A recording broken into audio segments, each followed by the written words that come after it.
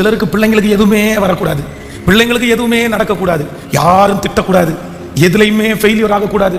எல்லாத்துலையும் பிள்ளைங்க எப்படி இருக்கும் தெரியுமா? சந்தோஷமா இருக்கும்.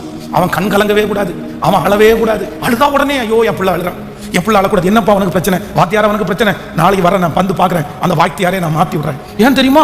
பிள்ளை அப்படியே அழக்கூடாதாம்மா. பிள்ளைக்கு ஏதாவது ஒரு அடி அடிச்சு ஏதாவது தழும்பு இருந்துச்சுன்னா வா போலாம், உன்னை நான் கொண்டு போய் காமிக்கிறேன். இப்படியா அடிப்பீங்க, இப்படியா அடிப்பீங்க?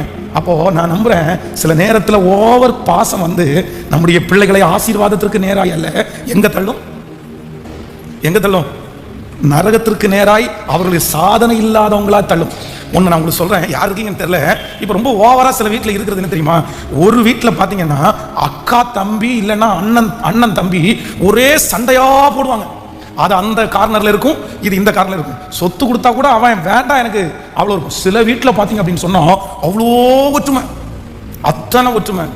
நமக்கு வந்து நம்முடைய சகோதரனை திட்டும் போது, நம்முடைய சகோதரியை திட்டும் போது நம்மை அறியாமலே ரத்த சம்பந்தமா நமக்கு வந்து ஒரு கோபம், அது நியாயமானது தான், அது ஒன்றும் தப்புன்னு நான் சொல்ல. ஆனா ஓவரா நம்ம என்ன பண்ணிட முடியாது சொல்லுங்க. உங்க பிள்ளைங்க, உங்க மகனும் மகளும் ரொம்ப அட்டாச்சா இருக்காங்க அப்படின்னு சொன்னா 12th ஸ்டாண்டர்ட் வரைக்கும் ஒத்துக்குங்க. பக்கத்துல கையை பிடிச்சி சொல்லுங்க, 12ஆம் கிளாஸ் வரைக்கும் நல்ல ஒற்றுமையா இருந்துட்டோம், நல்ல ஒண்ணா இருந்துட்டோம். அதுக்கு அப்புறம் ஒழுங்கா அவன் வேலையை பாடுறா, அந்த பிள்ளைய பார்த்து ஒழுங்கா அவன் வேலையை பாருமா.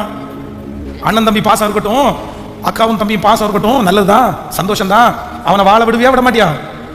அவளை அந்த பிள்ளைய வாழ விடுவியா விட மாட்டியா அப்படின்னு நீங்களாகவே அதை வந்து என்ன பண்ணணும் அப்படின்னு சொன்னா, இல்ல அப்படின்னு சொன்னா கல்யாணம் பண்ணி கொடுத்ததற்கு பிறகு அந்த புள்ள அவங்க ஹஸ்பண்ட் வீட்டில் உட்கார்றதை விட எங்க தான் உட்காரணும்னு நினைப்பாங்க. கேட்கல? இந்த பையன் இப்ப வந்து திருமணம் ஆனதுக்கு பிற்பாடு ஒரு நிமிஷம் வெயிட் பண்ணு, எதுக்கும் எங்க அக்காட்ட கேட்டு செய்யலாமா, எங்க அக்காட்ட ஒரு வார்த்தை கேட்டுலாமா, என் வாழ்க்கையில எதுனாலும் எங்க அக்காட்ட கேட்டுதான் பழக்கம் அப்படின்னு கல்யாணத்திற்கு பிறகு சொன்னா, ஹலோ இங்க இருக்கிற பிள்ளைங்க நீங்க விடுவீங்களா? நீங்க விடுவீங்களா? உங்க அக்காட்ட கேட்கணுமா? உங்க அக்காட்ட, உங்க அக்காவே கட்டிக்க வேண்டியதானே, உங்க அக்கா பின்னாடியே போக வேண்டியதானே. அப்ப எதுக்கு என்ன கல்யாணம் பண்ணீங்க? கல்யாணம் ஆனதுக்கு அப்புறம் அக்கா, ஏன் உங்க அக்கா எல்லாத்தையுமே கேட்டுதான் இருக்காளோ? நம்மகிட்ட சண்டை வர்றதுக்கு எவ்வளவு நேரம் ஆகும்? அப்போ ரொம்ப கவனமா இருக்கணும். நம்முடைய லட்சியத்தை பாசம்ன்ற ஒண்ணு அடைய விடாம என்ன பண்ணிடக்கூடாதுன்னா கட்டி வச்சிடக்கூடாது.